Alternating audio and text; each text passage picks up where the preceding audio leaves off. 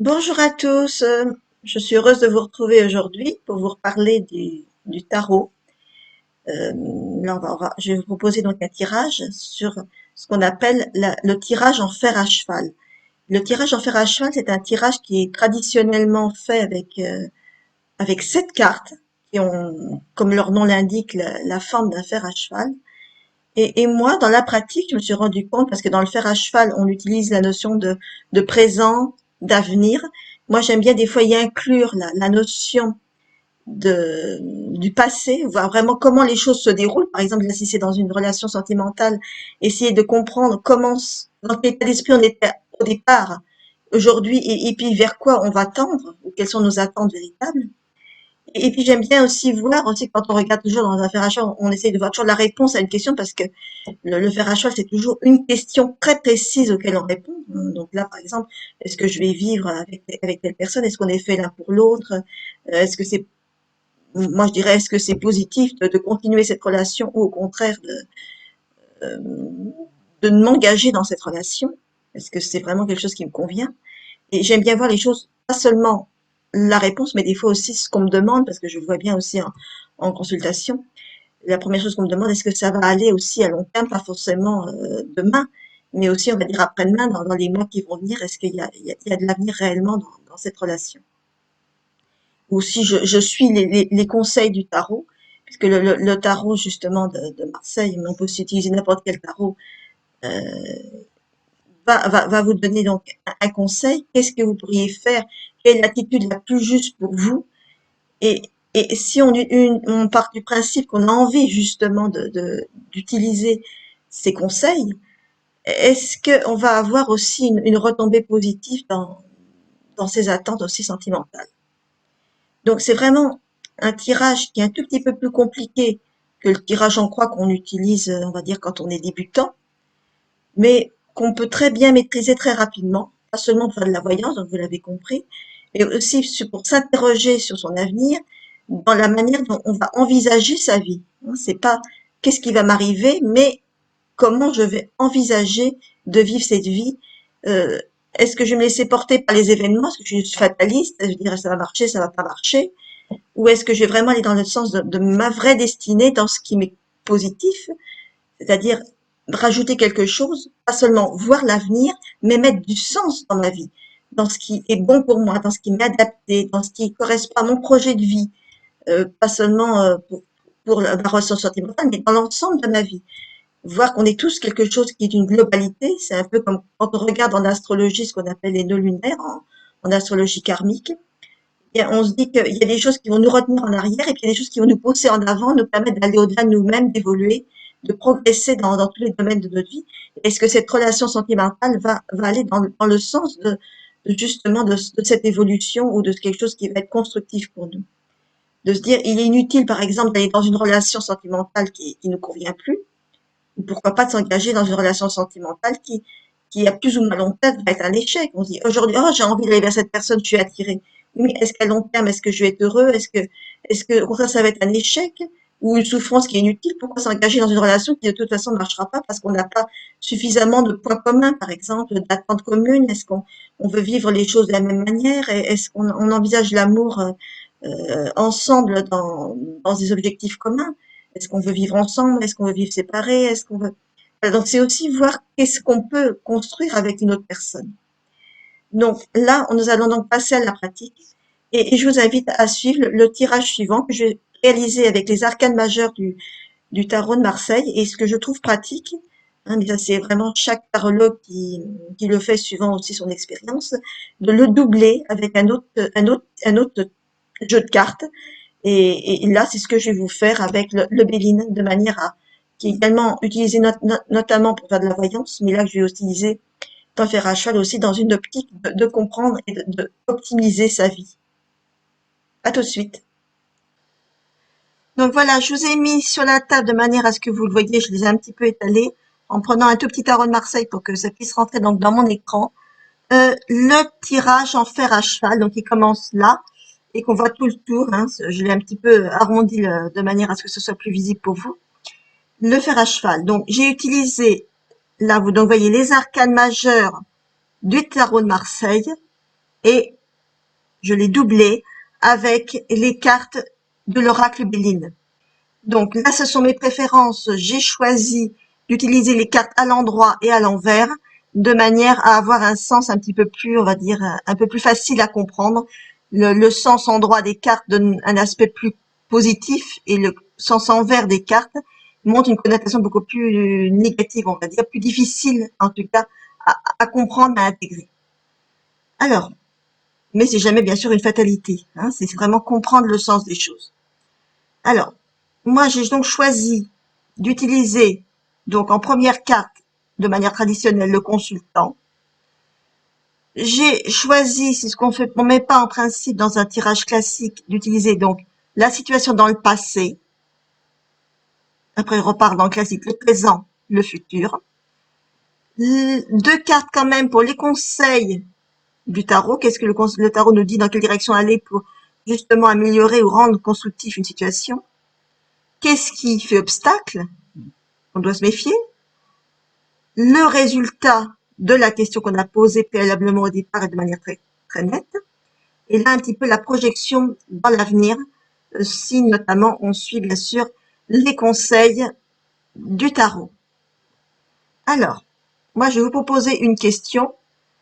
Imaginons que ce soit donc une femme qui ait tiré ce tirage et qu'elle veuille savoir quelque chose sur sa relation sentimentale.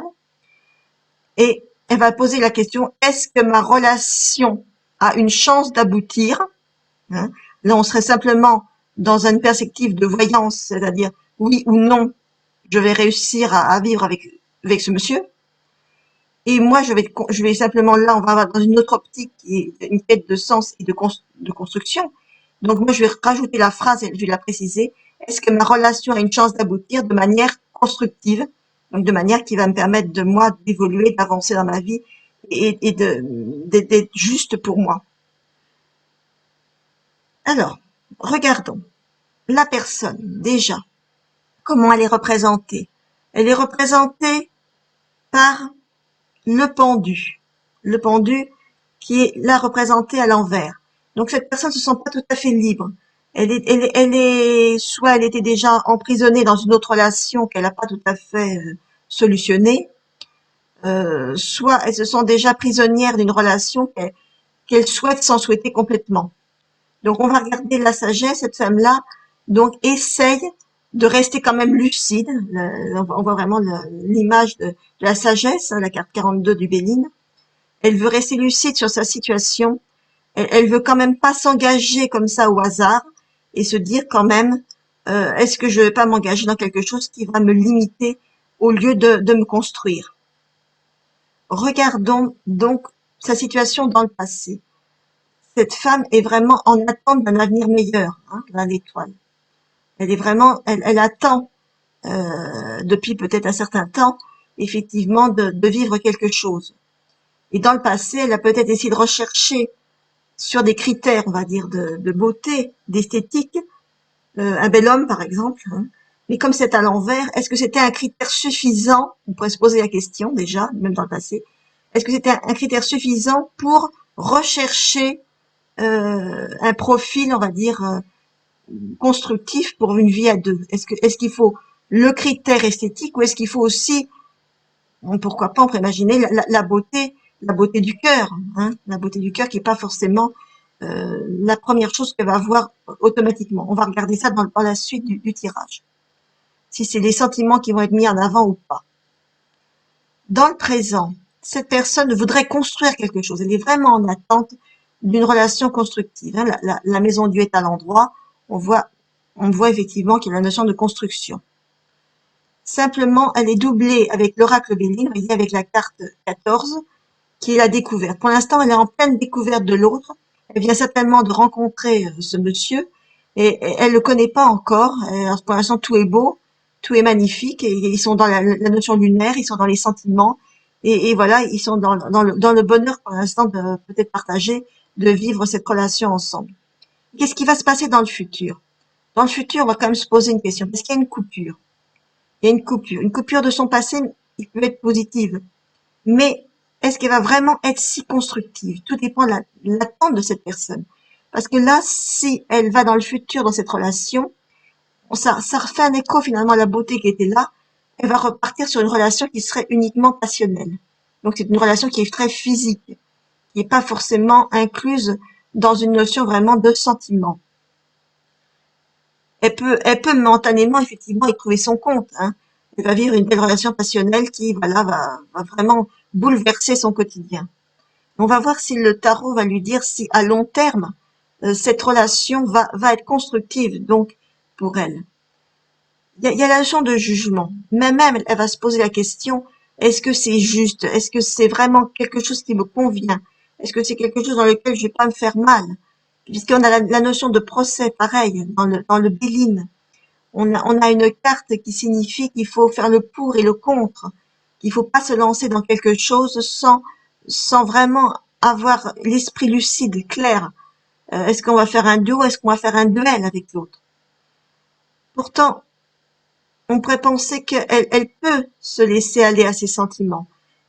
Puisque là vraiment c'est une carte émotionnelle. La carte bleue, effectivement, dans le Béline est souvent une carte très positive, dans le sens où effectivement on va vivre quelque chose de fort, de très très très intéressant, on va dire, sur le plan émotionnel. Mais en restant toujours prudent. Prudent parce que si on regarde les obstacles, il faut bien voir qu'il y avait quand même la carte de jugement là, on va voir qu'il ne faut pas se précipiter les choses. La carte 7, le chariot, c'est vraiment une notion d'avancée et à l'envers. On a la carte d'accident avec le Béline, c'est une carte martienne. Donc on risque de se faire mal, on risque d'aller vers des disputes, on risque d'aller vers vraiment des choses violentes, on risque vraiment de se faire mal soit à soi-même, soit avec l'autre, en précipitant les choses. On peut se laisser aller par ses passions et se dire est-ce que ces passions vont aboutir à long terme. Alors si vraiment on va dans une optique d'une relation à court terme, peut-être que c'est bon, mais est-ce qu'à long terme, cette relation va donner quelque chose de constructif? Eh bien, on voit que dans la projection dans l'avenir, il y a une carte qui est la carte de l'ermite, qui est une carte de solitude et d'inconstance. Donc ça veut dire quoi? C'est quand même inquiétant. Elles sont à l'endroit, ça veut dire que la personne peut-être est prête, en attendant peut-être le grand amour, je ne sais pas, à vivre un petit peu elle de son côté, lui de son côté, et puis avec une relation un petit peu qu'on pourrait qualifier de volage, c'est-à-dire une relation qui n'aboutira pas forcément à grand chose sur le long terme. En tout cas, c'est pas là où on va acheter un appartement, c'est pas là où on va construire une famille, etc. C'est vraiment une carte où chacun est seul avec lui-même. Et si on vraiment la projection dans le long terme, vraiment, on peut imaginer dans plusieurs mois, on voit qu'il y a une notion de départ, de renouveau avec quelque chose qui est la carte ennemie. C'est quand même une carte très dure, une carte très violente. On pourrait penser que cet amoureux, on va dire, d'un temps, à un moment donné, va devenir l'ennemi. C'est-à-dire la personne qu'on peut plus supporter et on choisit de sa propre solitude pour repartir vers un nouveau départ. Donc là, on peut s'imaginer, est-ce que cette relation va être constructive? Cette relation pourrait avoir une raison d'être dans le présent, dans un futur proche passionnel, mais à la fin, on pourrait imaginer, on peut le vivre à plein si c'est vraiment l'objectif de la personne de vivre cette relation de cette manière, mais à long terme, il y a la possibilité effectivement que cette relation ne soit que le temps d'une passion et n'est pas de construction véritable, c'est pas avec cette personne-là qu'on va s'engager, il n'y a pas de notion d'engagement à long terme. Donc chacun vit chez soi, chacun vit sa petite histoire passionnelle et ensuite on se dit au revoir en espérant que la carte est quand même à l'endroit, qu'on ne se dispute pas trop en se quittant. Voilà donc l'exemple d'un tirage sentimental avec donc ce double tirage Marseille-Béline avec le fer à cheval. Vous voyez, donc c'est quelque chose qui est quand même très précis, qui répond bien à des questions de ce type.